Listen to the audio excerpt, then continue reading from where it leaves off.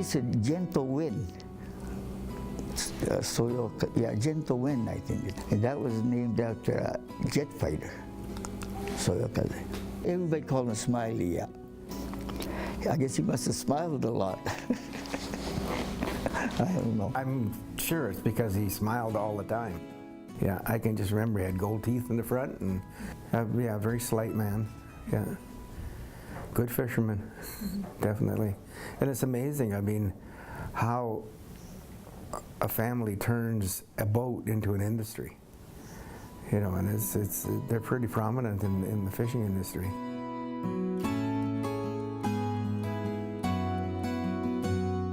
Over the years, they became such economic competitors that there was a lot of conflict between Japanese and non-Japanese fishers, and because they didn't have the right to vote, they had no influence over politicians.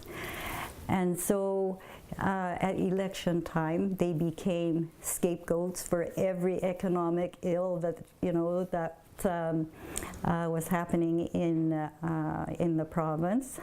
And then I think there was also the superiority complex, or what some people say, white supremacy. And so when they saw some Nikkei becoming quite successful, the attitude was, you know, you're supposed to be below us, not at par, right? So that was an issue. The 1920s was especially difficult for Nikkei fishermen because the federal government brought in policies with the goal to eliminate all Japanese from the fishing industry over in the shortest possible time. It was tough at that time. I guess they didn't have no running water, or only way to heat the place with wood, right? Cook with wood stove too. And they lived next to my dad's uncle.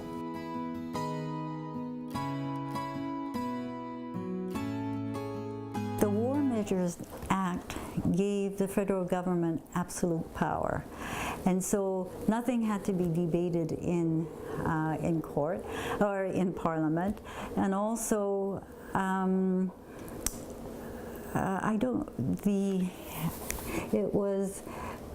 the reasoning, for instance, for the Japanese being removed from the coast was national security.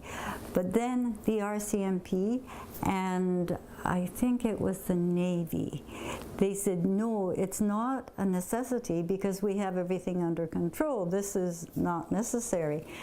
But, you know, reason and common sense and several liberties got trumped by, you know, war hysteria, racism at the time.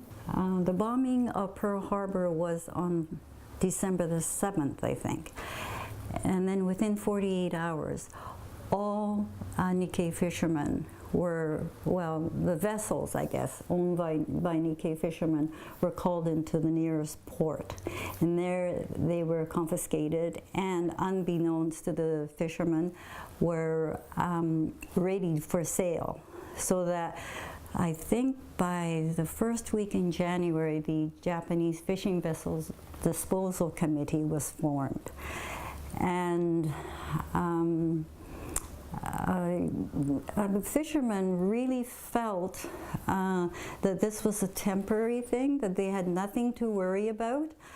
And then also they cooperated with the roundup of their boats because to them it was a sign of loyalty. And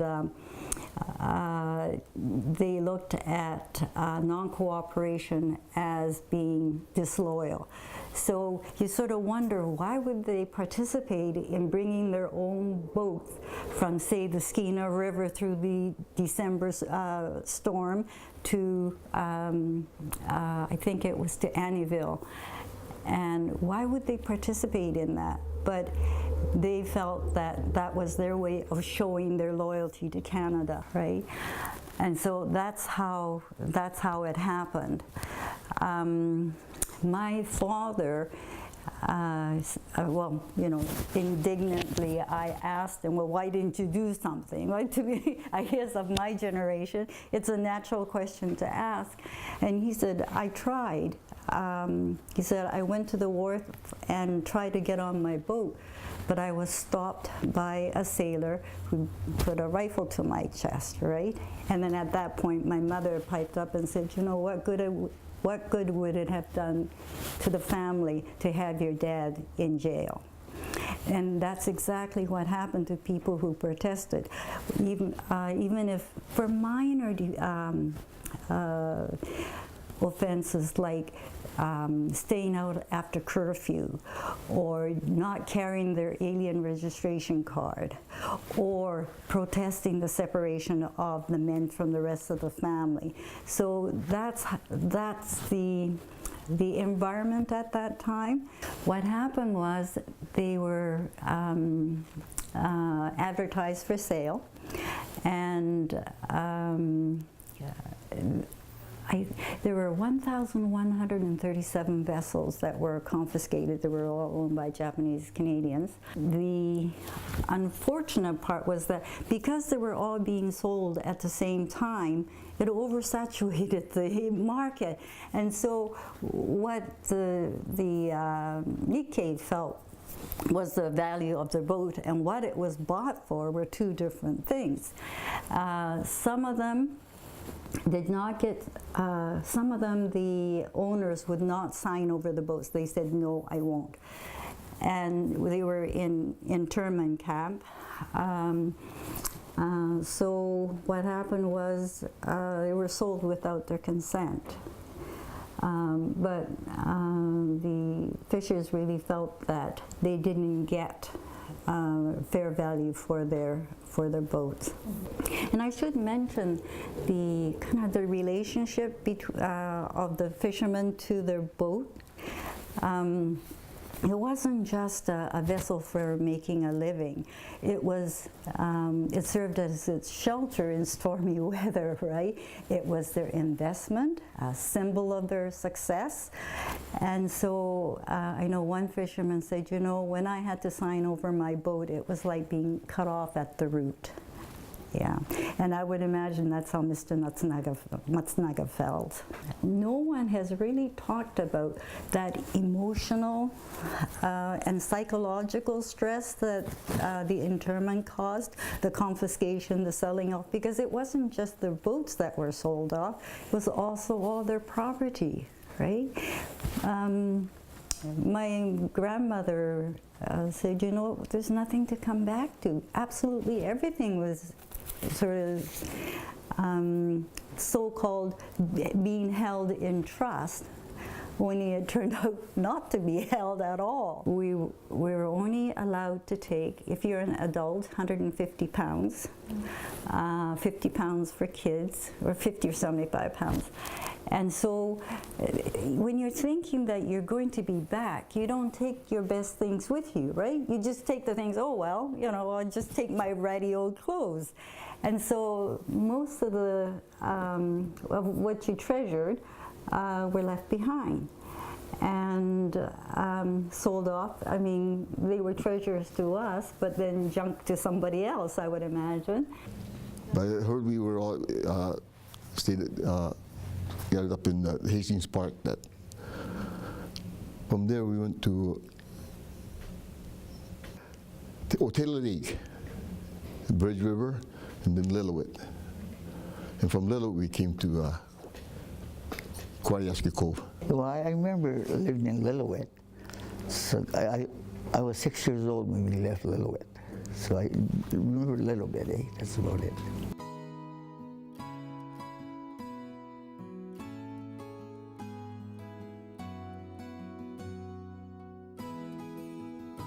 The fishers who came back, I think it was only about 10% or something like that. And then, you know, we have friends who say, we'll never come back to BC. It was just too painful. They would come back and visit friends, right? But no, not to live. Before the war, or before 1949. Yeah, well, it would be before 1942 because they were no longer fishing. The Nikkei fishers were not allowed to fish the whole coast. They could fish in certain districts, right? So you had to take out a license for that one district. You couldn't fish the whole coast, whereas non-Japanese could. But then after they came back, well, first of all, in 1949, we were given the franchise. We could come back to the coast. Fishermen could fish the whole coast, and they were not barred from the most lucrative trolling areas. That was another thing. And so they really felt that they had an equal chance of making a success.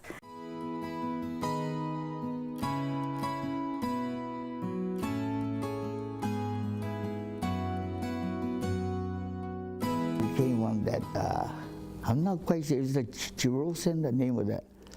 We came on that, and my dad promised me when coming in, there's a store right at where the boat docks. And it docked about 6 o'clock, I guess, in the store where he was supposed to buy me candy. And the store was closed. Yeah, I remember that day. Koyaski Cove, right where the ferry landing is. My dad bought when he first came to the Koyaski Cove, he was renting the house, old house, for $20 a month, right? And then after that, a few years, he bought the house. And Mr. Matsunaga was looking for his for Soyokaze, right? And I was thinking that, you know, knowing how they feel about their boats, that emotional attachment to the boats, I can understand why he was looking for his old boat, because his boat was built in 1938, so it wasn't very old. And I would imagine that he has such great pride in that boat. But anyway, they couldn't find it, so they bought other boats. And then, in I think it was 1957, another fisherman, found Mr. Matsunaga's boat. It was named the North Star or something like that, wasn't it? And said, you know, he wanted to buy the boat because I would imagine it was in pretty good condition. In fact, I think it was. And the owner, which I've never been able to identify, takes a little bit more research, I think, but he said, well, I'm only going to sell it to the original owner, right, Mr. Matsunaga. Yeah, he said, well, he fished, first boat he bought was the little cod boat from Nanaimo. He fished that for about 2-3 years, and then he bought the Terry Q, a local boat that was in Quadra Island, and he fished that till 57. That's when he bought the Soyokaze.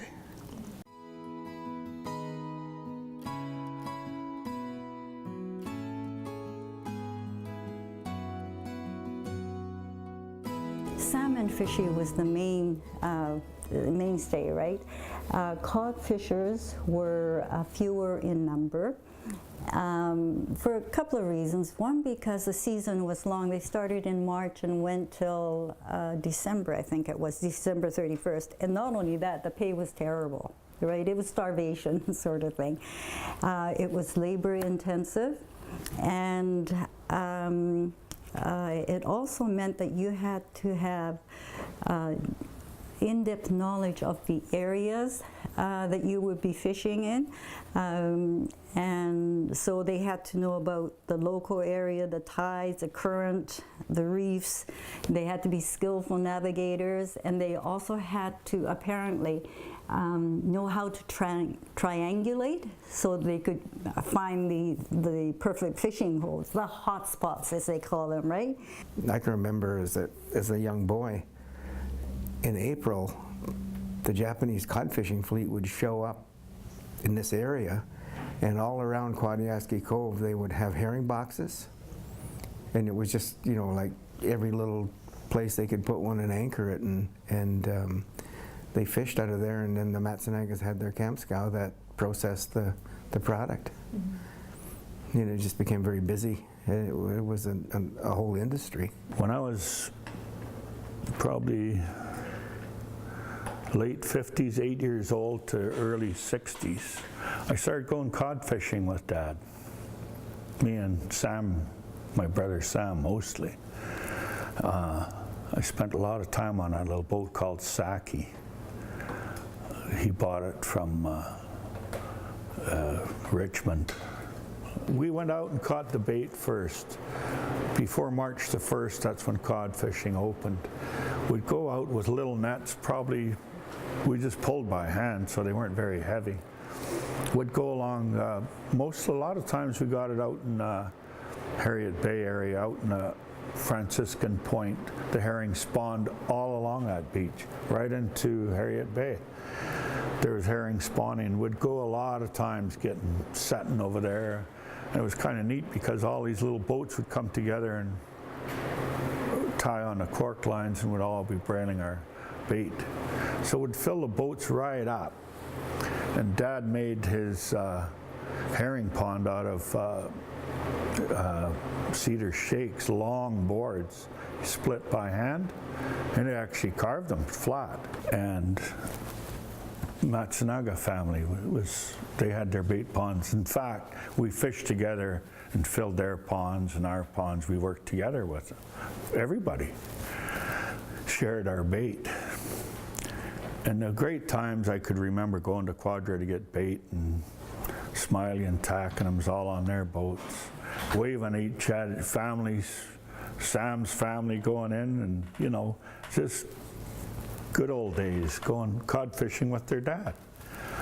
Wow, what a time that was. And I could, very plain as day, I could see all them guys on their boats waving away and good luck and whatever. It was pretty neat times.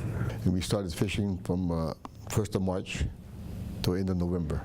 Mostly out the Cape and sometime inside the Seymour Narrows. Like you said, we have coffee at home and leave home around 8, 9 o'clock in the morning and home by on supper time, depending on how the fishing is. And the fishing is good, sometimes we put in extra couple hours there. And them days the fishing was good too. And they had the Terry Q and the North Star. And Tack ran the Terry Q, and Sam was on there, and Frank was with their dad, and little Joe, Joe was involved mostly with buying the cod when he got older. But yeah, they all worked together kind of like our family. And it was kind of neat to see, both big families. Wow. I think there was how many sons they had. They worked together as they went and created a lot working together, that family. I've known them all my life. Grew up with them.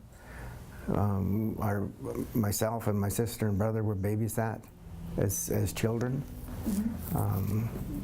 And my dad's little house, when they first built a house on Quadra, was right at the gate of the Matsunaga's property. Yeah. So that's when it all started.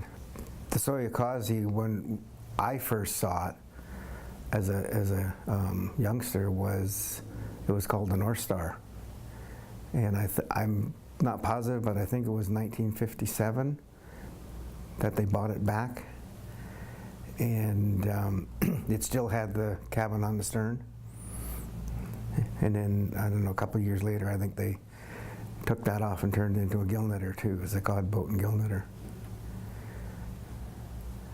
But as kids, we used to go down, they had a floating camp scow in the cove, and we used to go down and unload the fish off that boat when it first came back. We used to clean codfish and ice them, and it was just fun. It was definitely, that was enjoying what we were doing. The Matsunagas bought the fish off us. They had a little scow set up, and then later on, Tack and his family got a barge, and it was anchored out by the lighthouse, tied on the pilings. And we sold the cod there a lot, and then it moved to the breakwater there. And they bought all our fish off us. Back then it was 10 cents a pound, you know. Yeah, those were good times. The livers were 5 cents a pound, I think. I used to be just a little guy picking up the livers, putting them in the yellow cans, 5-pound cans. Yeah, I'd pick it up, put it in there. We get 5 cents a pound for the liver. Cod liver oil.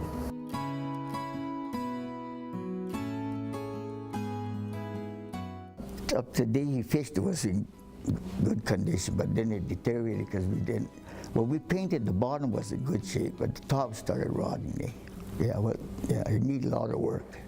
Yeah, he always said he wanted to donate the boat if they would accept it. He'd be happy if he could donate it. We quickly became aware that it wasn't just about the fact that it was a fishing boat, but that it had been taken away during internment, and we wanted to tell that story as well.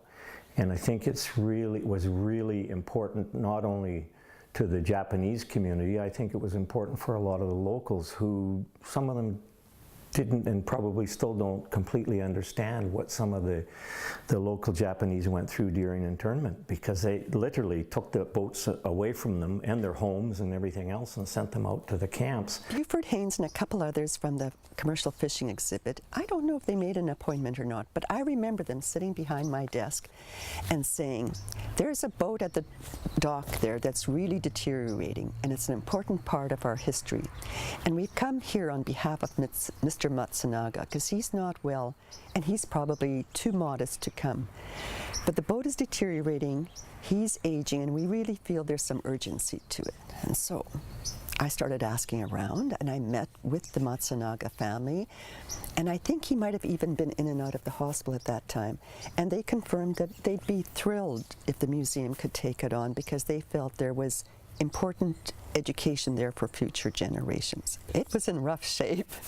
It was, again, perhaps more of a challenge we knew. And I was out of my depth, so I called a marine surveyor in to assess the situation of it.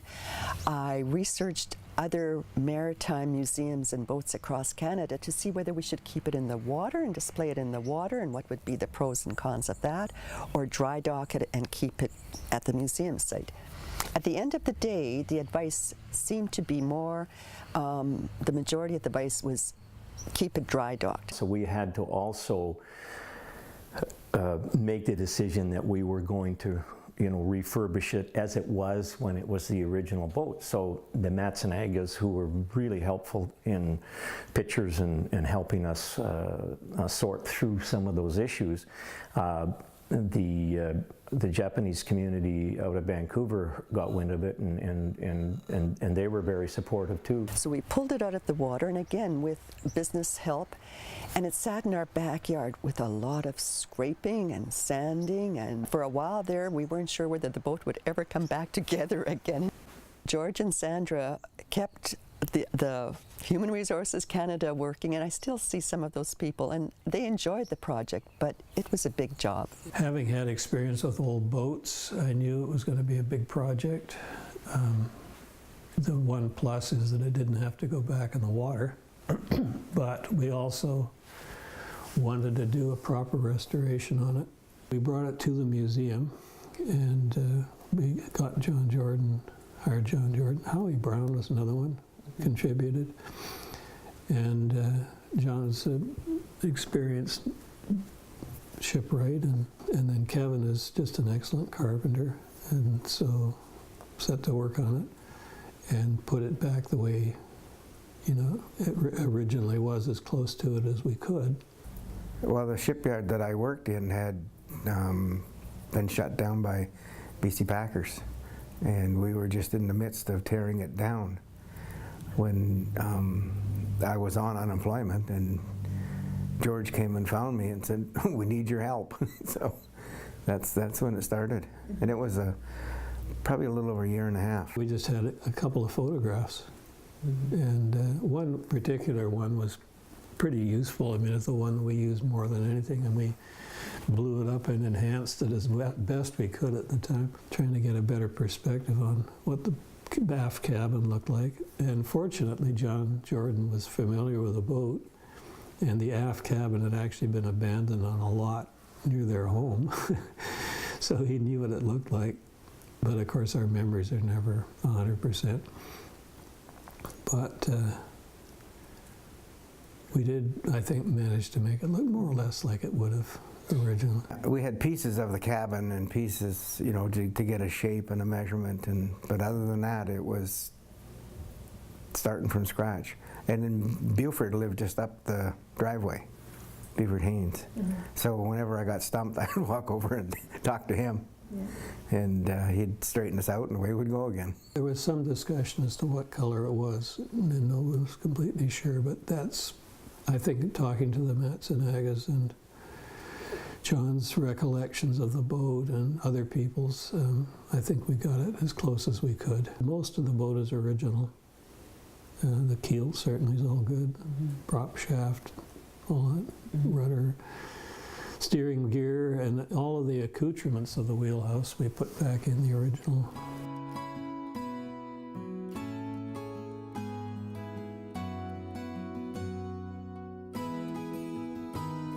When we moved the boat from there to the other side, they lifted it onto a trailer and then drove it around, and then the Discovery crane actually picked it up off the trailer and swung it over top of the whole area and dropped it onto the cement that's there now, and then lifted the roof on top. Yeah, that was a big day.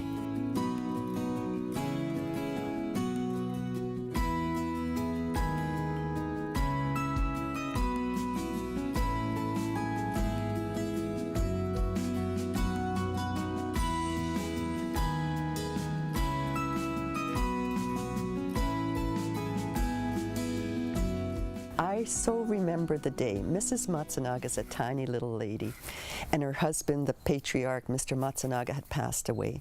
But she was beaming as she and the family came on the boat, and we blessed the Soyokaze at where it was. And it just warmed my heart. It really did. And then they brought sushi.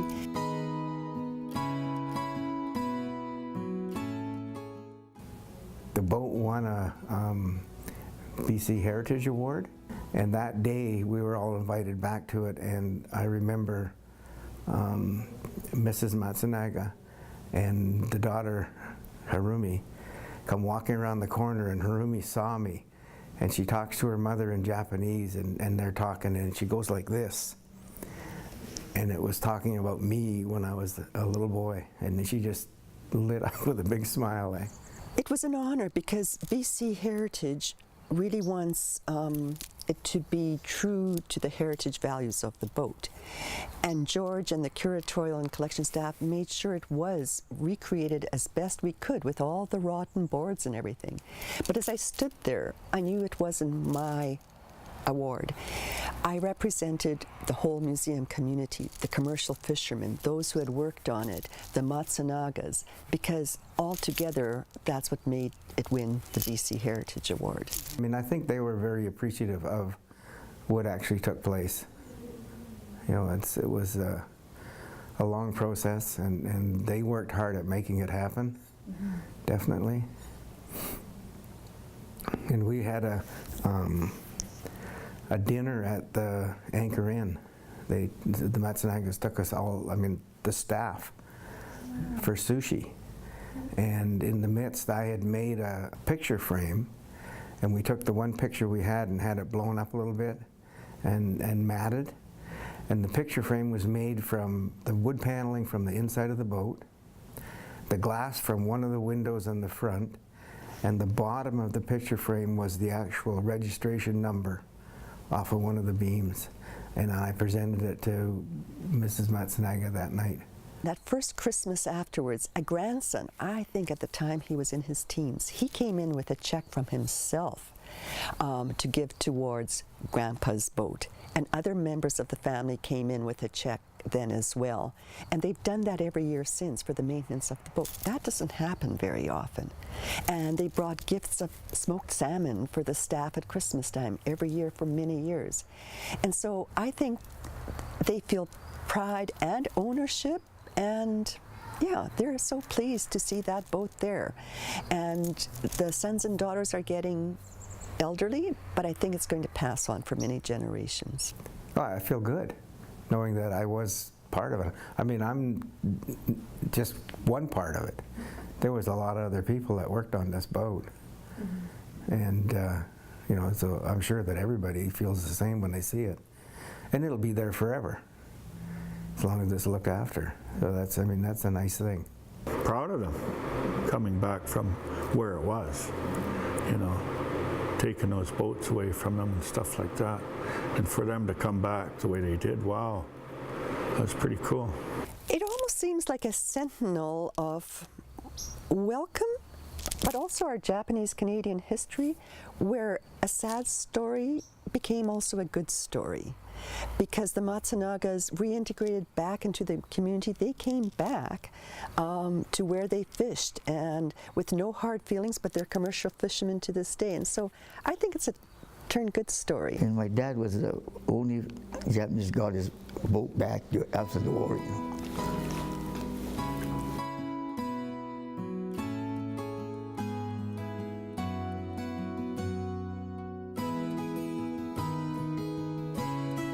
Every time I go by here, I look at it every time, when I'm going south there. Yeah. Pretty much every time I go by here, I look at the boat.